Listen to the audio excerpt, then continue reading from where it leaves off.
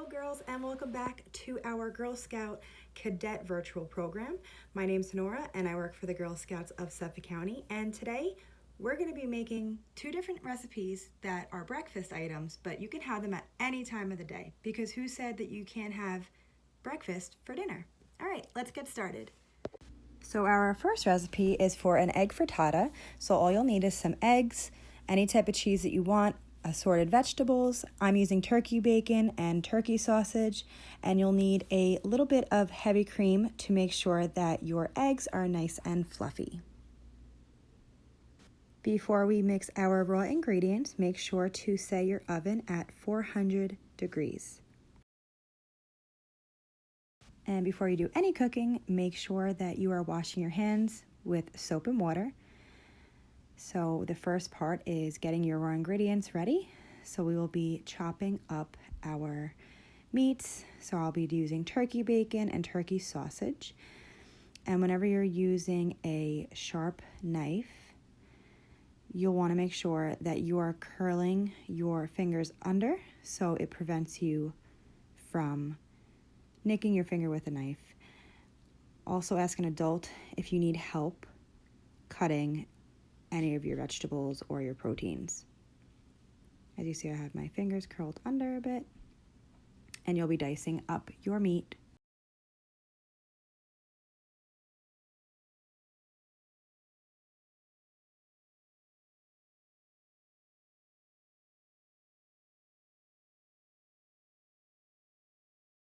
So to begin cooking, you'll want to use a cast iron pan or nonstick skillet. I'm adding a little bit of extra virgin olive oil to make sure that my meats and my vegetables aren't sticking to the pan, because this will interfere with making a perfect frittata. So I'm mixing this around just to give it a nice coating. I also used a paper towel to spread it out so I wouldn't have too much oil, because that could affect the cooking. You'll get enough oils and water out from your proteins. I'm adding in my turkey bacon and my turkey sausage first. They take the longest to cook, so that's what I'll be doing. Mix it around, give it a nice coating of oil, and let it cook for a little while. And now, while that's cooking, we can get started chopping up our vegetables. I'm adding some yellow onion and some tri-colored peppers. So I'm using a red pepper and a green pepper.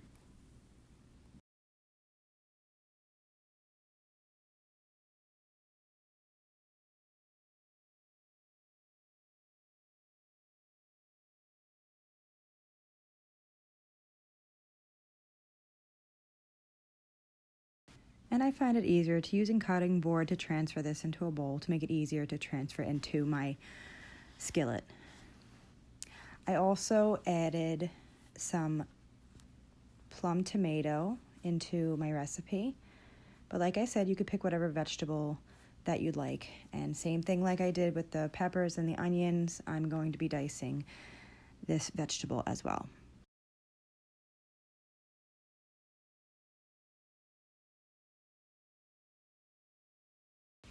Now that my proteins have started to begin browning, I can add my vegetables in and let them simmer and soften up in the skillet with the proteins before adding my egg mixture in. So I'll be mixing that together nicely, let it all absorb the flavoring.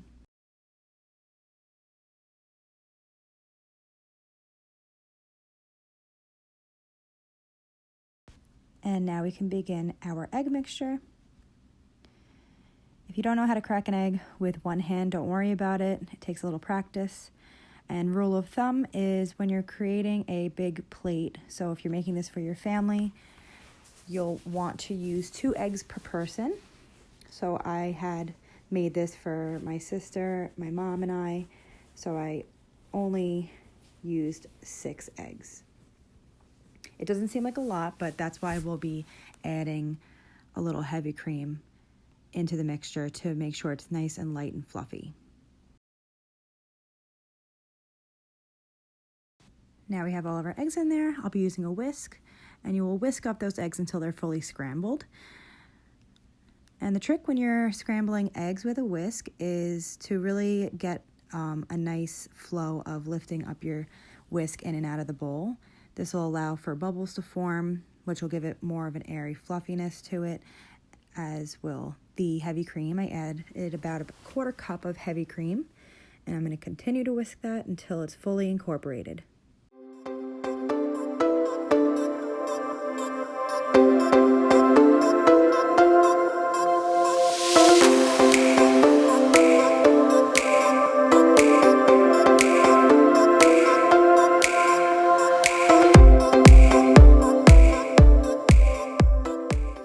Now that we have our egg mixture ready, we are going to also prepare our shredded cheese.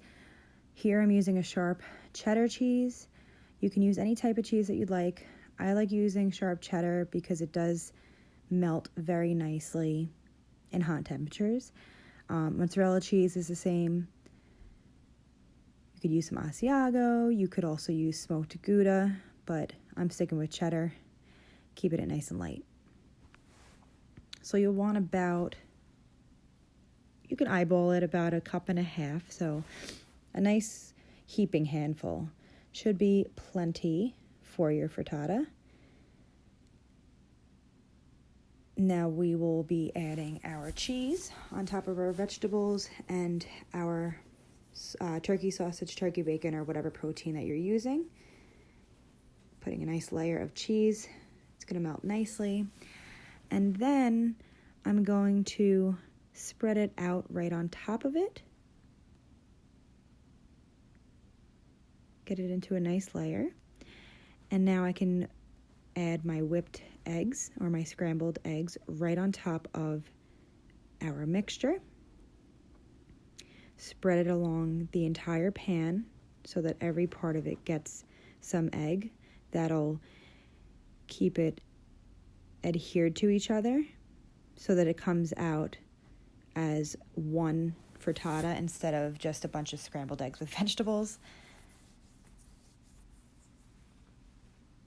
And you're just going to let this cook for about 2 minutes. You'll watch it bubble up, and then you will check the sides of it to see if it has a little bit of a bite to it. Also, at this point in the recipe, you could add your seasonings. I'm adding some black pepper. And I chose not to use any salt because the cheddar cheese that I used has enough salt to add my salt content to the flavoring of the eggs. But I did, however, add some smoked paprika. I like a little kick in my eggs, but you don't have to use the paprika. You can use any seasonings. Garlic powder is a good choice. You can even add some oregano if you'd like. Just go to town with it. You can even use some hot sauce if you like. So after letting my eggs cook for about 2 to 3 minutes, you can start to see that there's a lightly cooked layer. It's starting to pull away from the pan, and that's how you know that it's ready to be transferred into your oven and on the middle rack. So as you see, I just put my entire cast iron into the oven, and I'm going to set my timer for 8 minutes before checking on it. And after those 8 minutes, you have a nice lightly brown and cooked frittata, and you can slice it up just like you would an apple pie. And look at that, a well-balanced meal that you can eat any time of the day. Now, this is just like a dessert. It's delicious, it's sweet, and it's great to have any time of the day as well. You'll need a cup of flour, 1 egg, 3 tablespoons of sugar, a cup of milk, a tablespoon of baking powder, and you can eyeball about a tablespoon of vanilla extract. And for our topping, you'll need some strawberries and some heavy whipping cream and either granulated sugar or powdered sugar for our whipped topping. This recipe is for crepes, so I'm adding my dry ingredients first. So I have my cup of all-purpose flour, my 3 tablespoons of granulated sugar, a tablespoon of baking powder. Do not confuse this with baking soda or you'll have a flattened mess. Trust me, it's happened to me before. So we'll add a tablespoon of baking powder.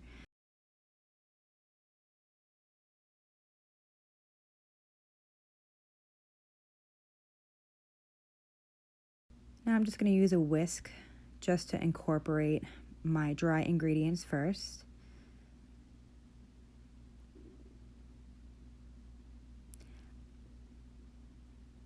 The next step is to add our cup of milk to the mixture. And I'm going to mix that in first before adding my eggs, or my single egg, just so that's slightly incorporated.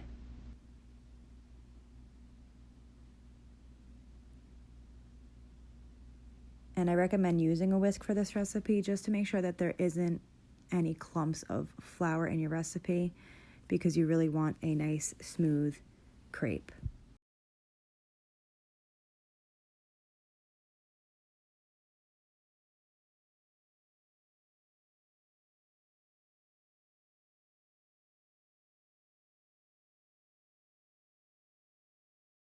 Now that your mixture is incorporated, you can add your 1 egg. And then what I like to do when I add an egg to a baking recipe that calls for vanilla extract, I like to eyeball about a tablespoon. And I always add the vanilla extract when I add the egg because it really brings out the flavor. It's an old baker's trick that my mother taught me. And you're just going to do the same thing, using a whisk and scrambling in that egg until all the ingredients are fully incorporated.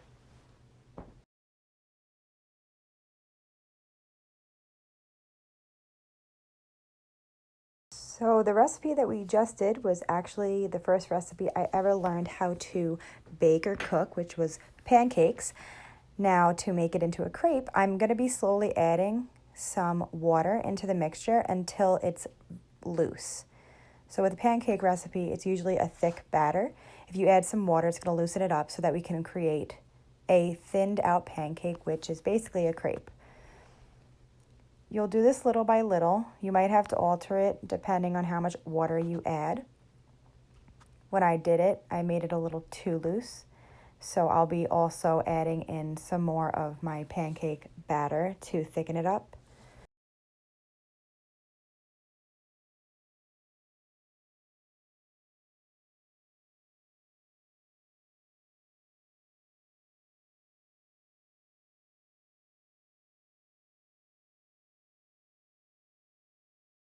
Now you'll want to use a nonstick skillet pan on a medium heat to start off.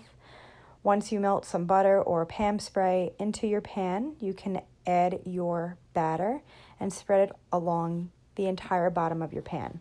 And then you'll want to lower it to a medium-low heat. Once it starts to bubble, you can flip your crepe over. It's going to get golden brown. Give it a few minutes, and once one side is done, you can check the other side to make sure it has a nice golden crust to it, and then you could flip it once more if you'd like, depending on how dark you like your crepes. I like them just golden brown. And then I'm going to transfer my crepe to a paper plate and let it cool off a little bit. You don't want this to be too warm. And while that's cooling, we can get started on our topping. Before you even start cutting your strawberries, make sure that you wash them thoroughly. I recommend some cold water and a couple tablespoons of salt. It'll really get any dirt off your strawberries. And then rinse with cold water again. And then you'll use a knife to cut your strawberries into smaller pieces. You could dice them if you'd like. You could slice them long ways. I just like to have bite-sized pieces of strawberries on my crepes, so that's what I'll be using for my recipe. But you can cut them in whichever way you'd like.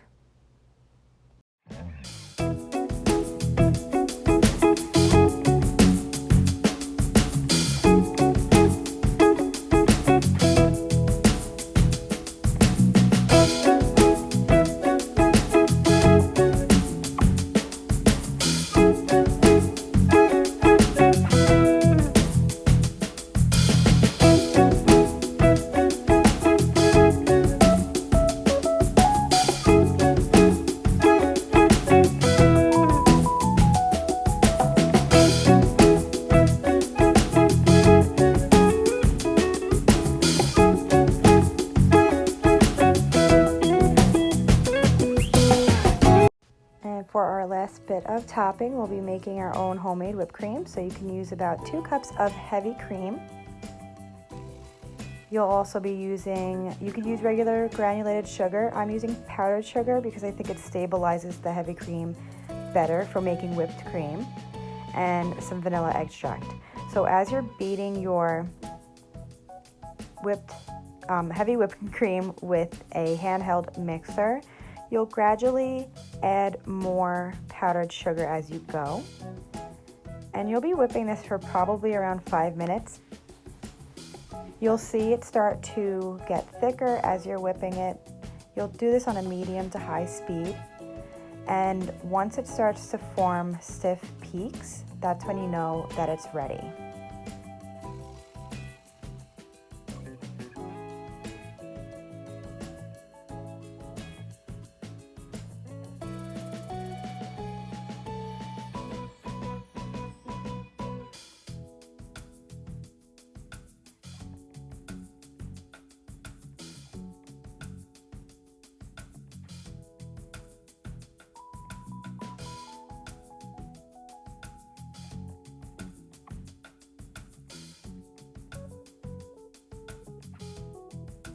So we're coming closer to it being perfectly whipped.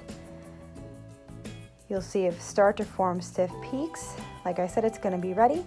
So now we can get started also thinking about how we will wrap up our crepes. So you're going to wrap the crepe up just like you would a burrito. You'll add a couple dollops. I like to use an ice cream scoop to make pretty dollops of our homemade whipped cream. And then I like to assemble the strawberries in a pretty pattern, kind of like a flower, and add a last minute ingredient, which I put through a sifter, and you can put some powdered sugar right on top of your crepes. So let's see how these crepes turned out. And look how beautifully delicious our crepe turned out. I added a little drizzle of maple syrup, but that's all up to you, and bon appetit.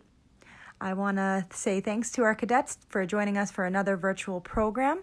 I hope you enjoyed, and we'll see you next week.